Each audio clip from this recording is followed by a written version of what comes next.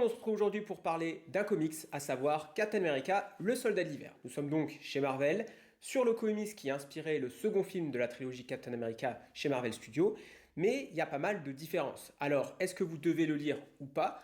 En préambule, j'ai envie de dire que si vous vous attendez à voir la même chose que le film, ce ne sera pas le cas. Du coup, c'est une lecture complémentaire. Elle ne fait pas doublon. Vous pouvez très bien lire ça et avoir une autre vision de cette histoire que celle qu'en a donné les films et Marvel Studios.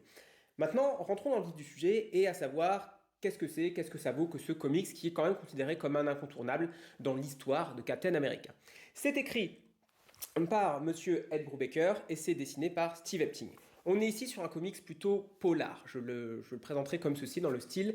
Il y a de l'action, il y a pas mal d'action même on pourrait dire, mais c'est de l'action très concentrée sur certaines pages et qui en fait pas des caisses, il n'y a pas 1 milliard de pages flamboyantes comme on peut avoir sur des comics plutôt axés action et divertissement. Même si c'est divertissement et que c'est grand public, on est quand même sur quelque chose d'un peu plus intimiste, d'un peu plus dans l'émotion. Et c'est une qualité, c'est même la grande qualité de ce récit. Dans ce récit, qui est donc concentré sur les épisodes 8, 9 ainsi que 11 à 14 de Captain America, nous allons avoir l'histoire du soldat de l'hiver de Winter Soldier.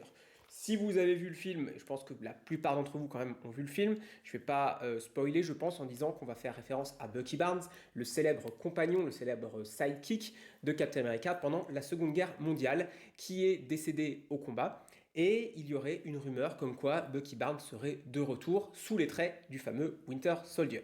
Et tout ça va mener à une enquête de Steve Rogers qui va être pris dans des émotions puisqu'il s'est passé des choses. Et là, c'est un gros problème de cette lecture pour moi, c'est qu'on est, comme je vous le disais, sur un épisode 8 au tout début de Captain America. Il y a donc eu 7 épisodes avant et nous nous retrouvons en plein milieu d'une histoire. Et c'est très gênant pour moi dans cette lecture, j'ai l'impression que je n'ai qu'un demi-comics en réalité. Et la plupart des éditions que vous avez trouvées, y compris, je pense, vu la taille, l'édition Must Have, qui ressort actuellement cette année, qui est donc la nouvelle collection avec le bandeau doré à 15, à 20, une vingtaine d'euros selon la taille des pavés, parce que Planète Hulk, par exemple, était un peu plus gros, mais là on est sur un récit, s'ils reprennent la même maquette, et je n'en doute pas, beaucoup plus petit, on va être plutôt sur du 15 euros environ.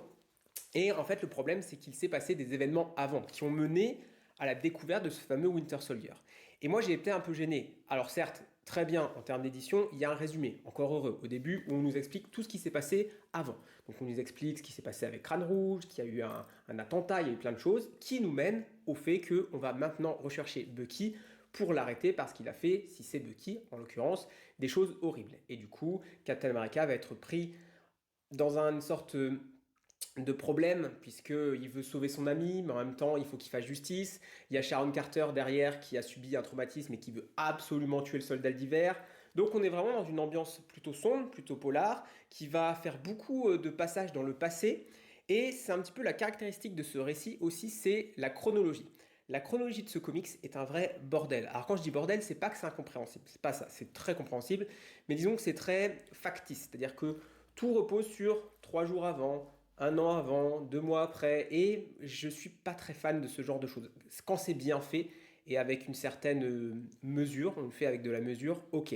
Mais voilà, il y a beaucoup de choses, que ce soit des histoires écrites ou des histoires cinématographiques, qui sont basées là-dessus. Moi, par exemple, Pulp Fiction, c'est un film que j'aime bien, mais que je ne classe pas du tout dans les meilleurs Tarantino ou même dans les meilleurs films parce que ça repose quand même fortement sur un principe de j'ai tout mis à l'envers et vous êtes content. Sauf que moi ça marche pas. Ce truc là c'est si je remets le film à l'endroit, en fait il est pas ouf. Et là c'est un peu pareil, c'est-à-dire que si on remet les choses à l'endroit, on perd du suspense, on perd de la qualité et c'est un peu dommage. Alors du coup, ce récit Captain America, c'est pas un incontournable pour moi. Alors, c'est un incontournable en termes de Captain America, oui, mais en termes de comics de manière plus générale, pour moi, vous pouvez très bien vous en passer. Il faut dire que Captain America n'est pas un personnage avec beaucoup de lectures, on va dire, fondamentales, qui sont importantes. Si vous êtes fan du personnage, ok, ça c'est très très bien en tant qu'œuvre sur le personnage, mais ne nous voilons pas la face, Captain America, c'est pas là où on a les meilleurs récits. À moins que vous soyez un fan inconditionnel et que vous allez dire non, c'est pas vrai, Captain America c'est trop bien, regarde, il y a tel épisode, tel arc.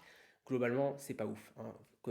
Captain America, voilà, c'est un personnage, moi, que j'aime bien, qui je pense est sous-utilisé, personnellement, et qui n'a pas forcément les meilleures histoires. Et là, on a une des meilleures histoires, clairement, mais pour autant, Est-ce que ça va valoir une des meilleures histoires ou même une histoire normale des X-Men? Je ne pense pas. Une histoire classique, je sais pas, même de Thor, de Spider-Man évidemment, de plein d'autres personnages, eh bien je pense pas. Et c'est peut-être personnel, moi que ce soit Captain America ou Iron Man, j'ai vraiment du mal avec les écrits sur ces personnages, je suis jamais emballé, je trouve ça très ennuyeux. Ce sont deux personnages qui sont très monolithiques finalement, Captain America et Iron Man, dans des cadres totalement différents, d'ailleurs on les a confrontés dans Civil War, mais voilà. Alors là, il y a quand même un côté plus émotionnel. C'est quand même très sympa de voir un Captain America humain qui est pris dans un conflit. Mais ça reste un petit peu classique, je trouve.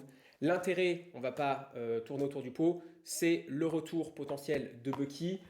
Et ben, du coup, voilà, mythologiquement, ce récit est important. Il a posé un personnage qui est revenu et qui ensuite a eu tout un parcours, puisqu'il est devenu Captain America à un moment donné, avant que ce soit pardon, Sam Wilson, puisque dans la série Winter Soldier et Falcon, ben, il y a un truc lié à ça.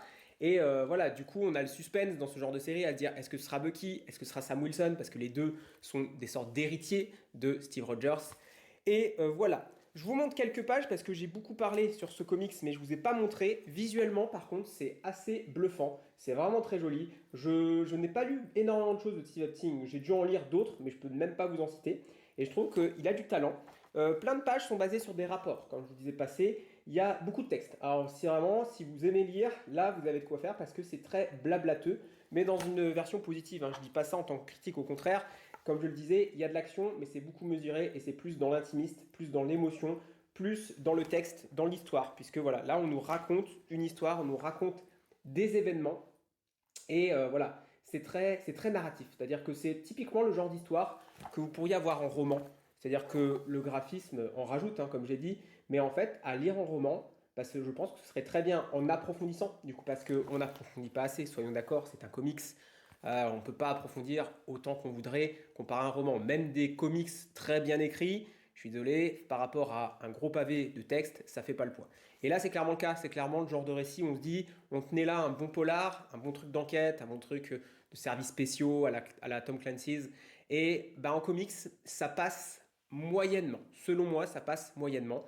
Mais ça reste une plutôt bonne lecture. Donc si vraiment vous voulez lire du Captain America, que vous n'avez pas l'occasion, que vous êtes intéressé, bah foncez dessus parce que c'est quand même un incontournable de la mythologie Captain America, à défaut d'être un incontournable des comics. Voilà, c'est tout pour moi pour aujourd'hui. Je vous retrouve la semaine prochaine pour une nouvelle vidéo. Ciao!